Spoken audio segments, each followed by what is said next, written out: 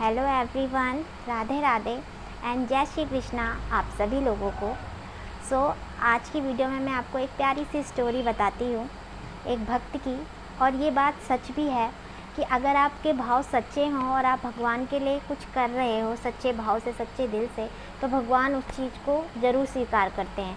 भले उस टाइम पे आपको ये इम्पॉसिबल लगे, बट ऐसा जब आपके भाव सच्चे होंगे ना, तो भगवान आपका वो काम ज़रूर स्वीकार करेंगे। तो हम स्टोरी स्टार्ट करते हैं। एक भक्त थी रमीला नाम की। तो वो राधा कृष्ण जी की बहुत भक्त थी, सच्ची भक्त बोलते हैं। बहुत भक्ति करा करती थी, मतलब काम कर रही हो, कुछ भी कर रही हो, उसके मुंह पे राधा कृष्ण का नाम हमेशा रहता था। और वो रोज़ मंदिर भी जाया करती थी। उसके घर के पास ही एक मंदिर था। तो जब भी मंदिर जाती थी तो उसका मन राधा कृष्ण जी के लिए कभी पोशाक बनाने का करता, कभी उनके लिए भोजन लाने का करता। ऐसी बात ये थी कि रमीला बहुत गरीब महिला थी, तो कभी वो भिक्षा मांग के काम चलाया करती थी। जब उसे भिक्षा सही मिल जाती थी तो वो खाना खा के सोया करती थी, और जब उसे भिक्षा नहीं मिलती थी तो वो भूखी ही सो जाया करती थी। तो ऐसे उसका दिन बीतते जा ही रहे थे। और एक बार उसका वो मंदिर में खड़ी थी तो जन्माष्टमी उत्सव आने ही वाला था। तो उसका बहुत मन था, क्योंकि ये मन उसका बहुत टाइम से चल ही रहा था कि मैं भी भगवान के लिए हलवा पूरी का भोग बनाऊं, उनके लिए वस्त्र बनाऊं।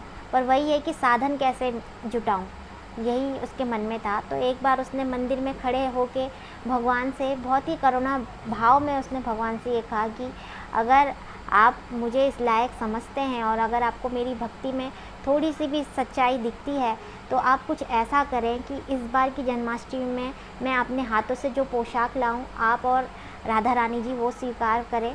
और साहिला ने भगवान से सच्चे मन से ये प्रार्थना करी और उसके बाद वो अपने घर की ओर चल दी।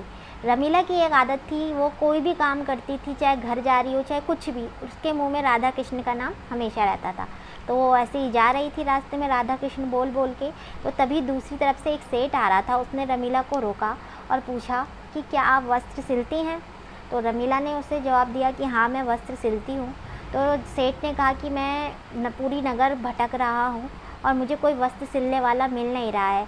मुझे जन्माष्टमी उत्सव के लिए अपने राधा कृष्ण जी के लिए एक जोड़ी वस्त्र सिलवाना है, तो क्या आप उस वस्त्र को सिलोगी? तो जैसे ही रमीला ने ये सुना तो वो खुशी के मारे, मतलब उसका खुशी के मारे वो गदगद होने लगी। उसने कहा कि हाँ, मैं आपके राधा कृष्ण जी के लिए वस्त्र सिल दूँगी। तो सेठ ने उसे कहा कि अगर आप वस्त्र सिलोगी तो मैं आपको अनाज भी दूँगा और साथ साथ रुपया भी आपको दूँगा। जैसे ही रमीला ने ये सुना तो वो बहुत खुश हुई और उसने सेठ से वस्त्र लिए और कहा आप 3 दिन बाद आकर पोशाक ले जा लीजिएगा।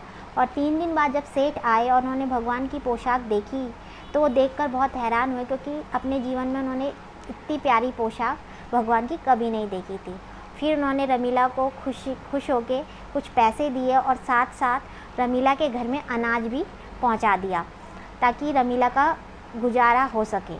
उसके बाद रमीला ये सब देख के बहुत खुश हुई। और 2 दिन बाद जन्माष्टमी थी, तो रमीला को ये तो हो गया कि चलो मेरे भगवान के लिए पूरी और खीर तो बना सकूँगी। पर अब वस्त्र का उसे बहुत चिंता थी कि वस्त्र भी मुझे पहनाने थे। तो वो जब बाज़ार जाती है और वस्त्र पूछती है किसी दुकान पर, तो वस्त्र का जो दाम होता है वो बहुत महंगा होता है। तो रमीला ये देखकर बहुत उदास हो जाती है।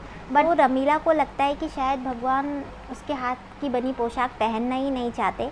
ये सोचकर ही वो थोड़ा उदास होती है। पर फिर मन ही मन उसके मन में ये भी खुशी होती है कि चलो कोई बात नहीं, मैं खीर पूरी का भोग ही भगवान को चढ़ा दूँगी।